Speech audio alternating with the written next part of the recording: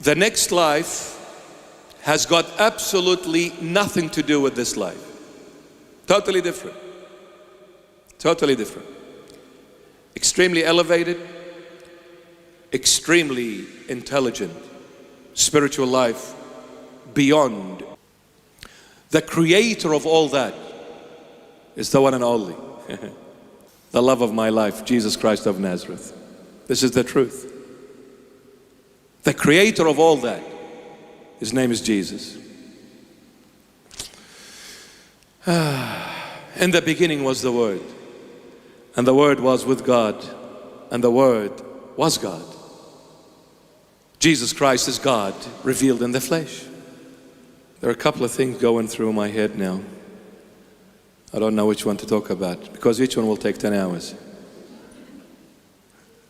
I'm kidding, not.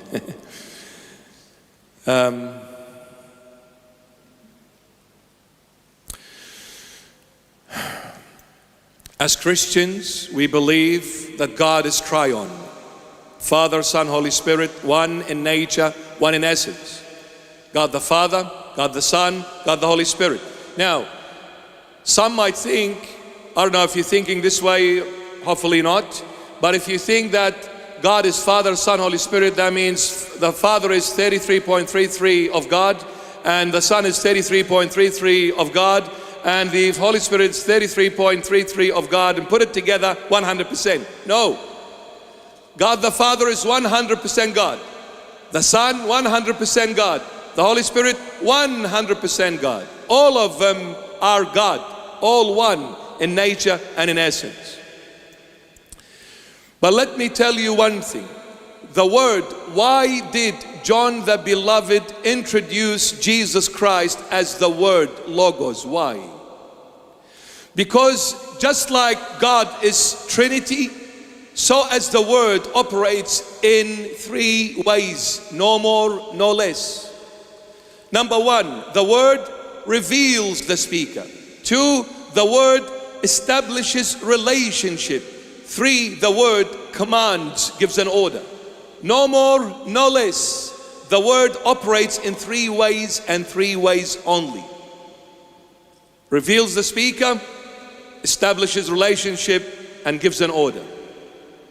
If I were to stand here before you and say absolutely nothing for hours and days and months and years, you will never know what's in my mind, what's in my heart. The moment I speak, I'm revealed. The Word revealed to you what was going through my head and what was going through my heart. The Word reveals the speaker. Two, the Word establishes relationship. And to any relationship, any kind of relationship, the name is the number one thing to that relationship. A guy, Jono, is walking and he sees this gazelle passing by, and his heart goes bum bum and his brain goes num num. So he walks up to that girl and he say, "Hey girl, what's happening?" And he will come to her and he say, "Hi, my name is John. What's your name?" The name is the very beginning to that relationship. Why the name is the number one thing to that relationship? Because the name is who you are, your identity. So the Lord Jesus, He is the Word, the Logos. He became human like us. Now this Word is God Himself. So the Word reveals the speaker. God is never seen. God is never understood. We can never get to Him. We can never fathom Him. We can never understand Him. We can never hold Him, grasp Him. So this Logos came down to us, became a human like us, so we can relate to a human being like us. When He spoke, God spoke. The Word reveals the speaker. When Jesus Christ spoke, God became revealed to the entire human race. The invisible became visible. The untangible became tangible right before our own eyes. So he spoke and he said, I am love. I am love.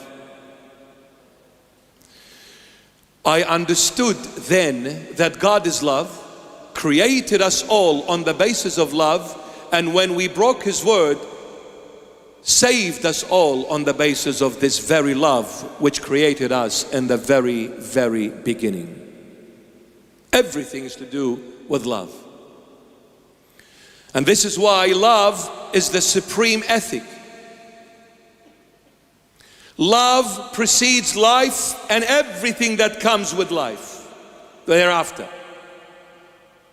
You go to all the religions of the world, with all love and respect, they will tell you life comes first, then love.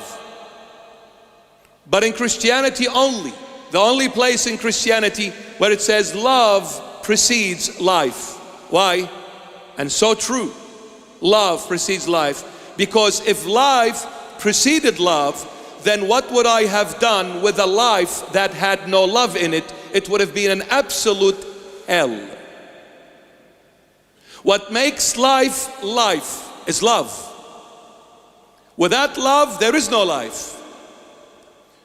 So what is hell? A place where love is absent. Can we taste hell while on earth? Yes. When we live a life that has no love in it, we are living hell. So do you want to get a glimpse of hell and what hell is all about? Live a life on earth where there is no love in it. You are absolutely tasting hell right before your very eyes. And wherever there is no love, you can't last. Suffocating. It's killing. It's destructive. It's unbearable. And you see, this love is that uniform that fits every color, every human race, every human being. Every human being needs love. Everyone, the atheist, the Buddhist, the Muslim, the Hindus, every human being, white, yellow, red, whatever color, black, all are in need of this love. Everybody wants to be loved. Everyone.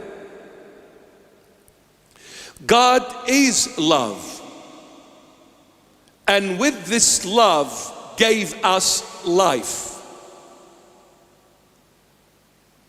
See, the Gospel of John is so deep. It's so deep. I'm just talking as an introduction. I won't even be talking about the Gospel.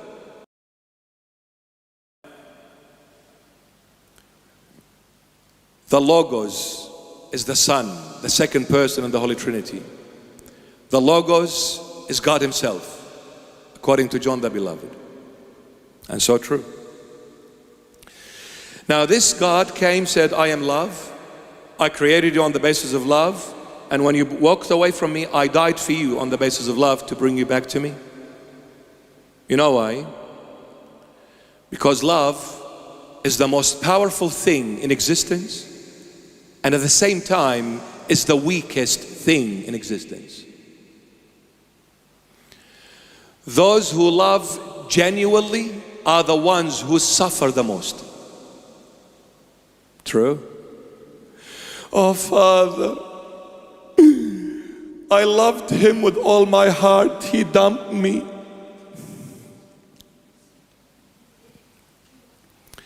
If you don't love, don't need to worry about being hurt. The moment you start loving, all hell breaks loose.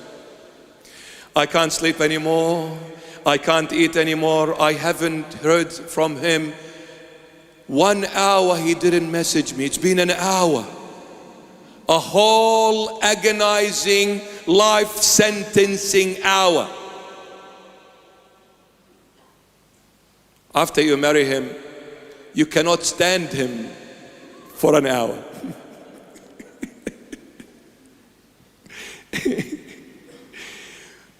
I don't know, marriage changes everything. Anyway, love. Love is the supreme ethic. And wherever there is true love, there is freedom. Freedom is indispensable to love. You cannot separate freedom from love. Since there is genuine love, there must be freedom. Why? Because without freedom, you cannot live this love, you cannot taste this love, and you cannot share this love. It is the freedom that gives you this authority to do so. Without freedom, you cannot express your love, you cannot share your love, you cannot taste your love, and you cannot love. So wherever there is love, true love, there is freedom. Since there is freedom, there has to be choices. Otherwise, how can you say you are free without having a choice to make? And since there is choices, there is the will, which is one of the most powerful tools God gave humanity, the will, to decide to say yes or to say no, to do or not to do. That's the will. So love, freedom, choices, the will. Therefore, love is a choice, not mandatory. I choose to love. I am not forced to love. And that goes also with God. You can choose to love God, and you can choose to do otherwise. And God will not stop you. Because He cannot. Why He cannot? Because He put it in you. He gave you this privilege. He will not go against what He has done. Because God is perfect, being holy. He cannot contradict Himself. A holy being, meaning He is of good character. What is inside of Him is outside of Him. There is no contradiction within God. The way He thinks, the way He talks, the way He does things. You see, us, we are not holy. Why? Because sometimes what we think of is not what we say. Inside of me, I can't stand you, but in front of you, oh, I love you so much. What a liar. We're not holy. But God is. When God comes and He doesn't like you, He'll say, I don't like you. You're getting on my nerves. God is like this, inside and out, open. He's the light. Nothing is hidden. So now, love is a choice. I choose to love, and I choose not to love. It's a choice. That's why when a couple comes, standing before the holy altar and the priest will ask the couple, are you willing to take her? Are you sure?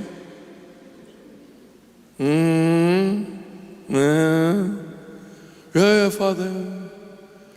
Daughter, are you sure you want to take this? He's not that good looking. Where did you get him from? Are you willing? Are you willing? Yeah. Are you sure? Yeah.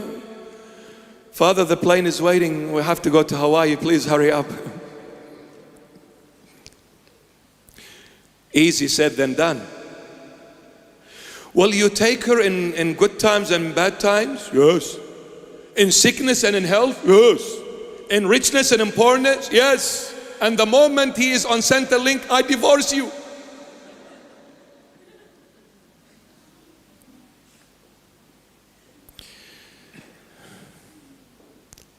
Love is a choice.